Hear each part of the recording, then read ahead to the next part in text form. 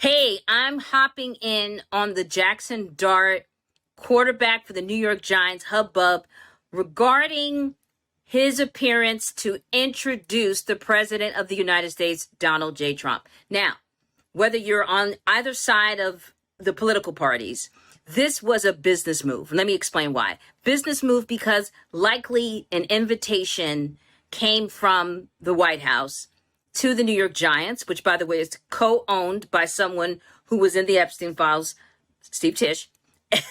And so clearly has some sort of previous relationship with Trump.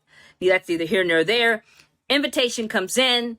Would someone, probably invited specifically Dart, come and introduce the president?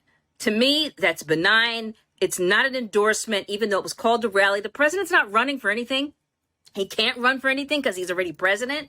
So we have to keep that perspective. And I think the issue is that the players on the team were not informed in advance. And as a publicist, a communications expert for over 20 years, I can tell you that was the bad move. They should have informed the team, the entire team, the organization should have known in advance what was happening. And I think that was where there was some miscommunication. It wasn't that Jaxson Dart was supporting the Donald Trump or in any way. Again, he's the president of the United States. You get an invite to actually introduce the president. Should be an honor.